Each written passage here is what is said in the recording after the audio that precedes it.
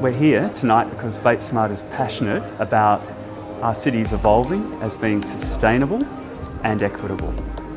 And really, Sydney has surpassed the limits of its 20th century model of urban growth, which is a monocentric city core surrounded by low-density suburban sprawl and dependent on the private automobile.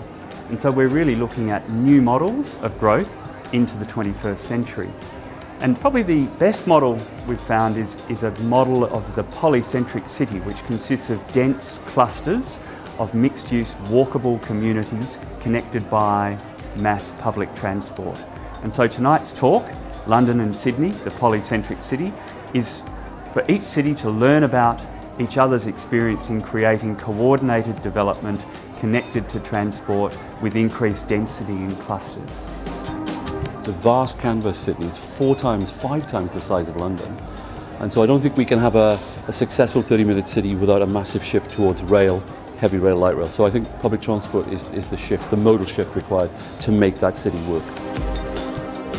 Well, the major challenges, I think, are a big move away from the house to apartment living and a big swing from ownership to rental.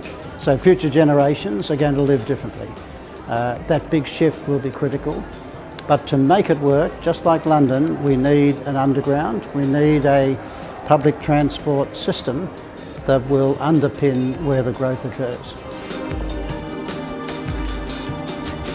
Sydney's certainly at a tipping point at the moment. We really have many things that we love that we need to protect. We also recognise that the city needs to grow and evolve into a truly global city over the next 20 to 40 years. Sydney is just outside the top 10 global cities. It's probably one of the candidate cities to go up to the top 10. To do that, we must turn the quantity of investment we've got coming into the quality of investment, and we must do density brilliantly. And that's, I think, at the heart of that is an urban mindset and not a suburban mindset.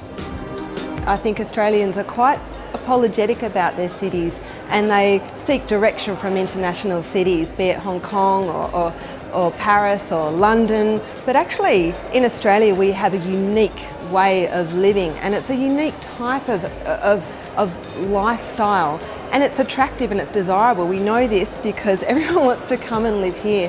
So I think going forward, and in particular Sydney, has a unique opportunity to be developing a new form of Australian urbanism, and there's no reason why we can't demonstrate the best attributes of livability, sustainability, and actually be exporting this model to the rest of the world, particularly the fast-growing cities in our Asia-Pacific region.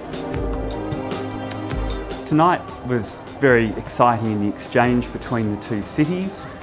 We each learnt from each other our experiences about creating dense, walkable clusters, the polycentric city, and the need for infrastructure to lead that development. And there was a great exchange of ideas and different options between the two cities. That was really quite instructive at both an urban design level, a governance level, and strategic planning level. So we learnt by looking across the spectrum at the different scales of the city, and we heard from some of the leaders in our profession, both in Sydney and London, of really how we can plan our city to be more resilient and more equitable in the 21st century as our cities boom in population.